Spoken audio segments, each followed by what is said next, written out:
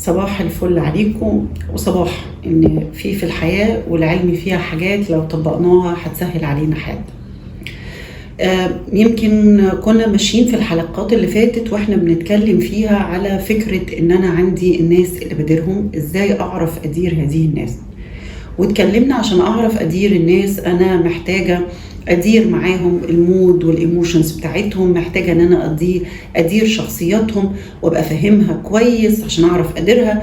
حاجات كتيرة يمكن اتكلمنا عليها، والادراك والبرسبشن اتكلمنا عليها في حلقات سابقة.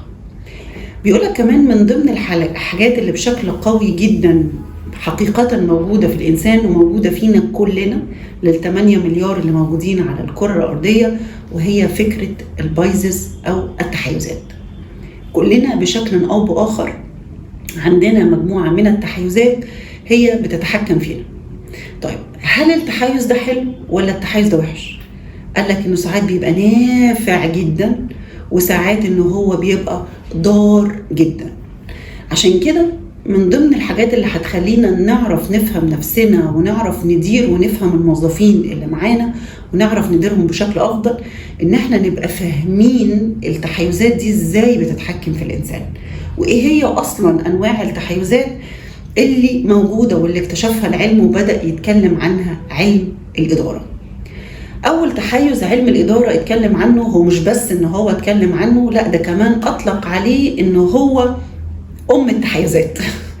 قال لك إنه هو المذر بتاع كل البايزز، وهي فكرة الأوفر كونفيدنس.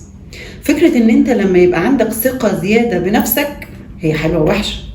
حلوة عشان هتخليك تحس بنفسك وتعرف تعمل شغل أحسن، بس هي لو موجودة على طول عندك من غير ما تقدر إن أنت تدرك ان الاوفر كونفيدنس دي زي ما ليها مميزات ليها مساوئ، فهي هتبقى نقمة عليك مش بقتش نعمة ليك. طيب الاوفر كونفيدنس لما جم يتكلموا عليه قالك هو جاي من 3 حاجات. يا اما ان انا عندي اوفر بيرسبشن، انا شايف ان انا عندي ادراك افضل وان انا بشوف افضل وان انا بعرف اشوف الرؤية افضل.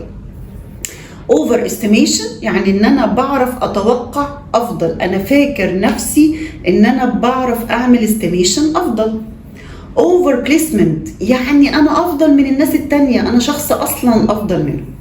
في ال3 حالات انت عندك اوفر كونفيدنس، سواء اوفر بيرسبشن او اوفر استيميشن او اوفر بليسمنت. طيب هو ده ممكن يخليني ازاي القرار بتاعي يتأثر او اسلوبي مع الناس يتأثر، وازاي ان هو يبقى نقمة عليا، وايه هي مساوئ الاوفر كونفيدنس. اول حاجة انها ما بتخليكش تدور على المعلومة هي صح ولا غلط، ما انت خلاص انت واثق في رأيك، واثق في المعلومات اللي عندك، فما بتعرفش تسمع للاخرين، ما انت شايف نفسك احسن من الاخرين وشايف ان انت اللي صح، فانت هتسمع لهم ليه؟ بتخليك دايما شايف ان انت اللي صح، بتخليك دايما شايف ان انت افضل من اللي قدامك، بتزود حب الذات عندك بشكل كبير جدا، بتخليك ان انت ما بتعترفش وتقول ان ده فعليا غلط، بتخليك دايما تحب فكرة السيطرة، لان انا اوفر اصلا عنكم كلكم يا جماعة، ففكرة السيطرة سيبوها لي.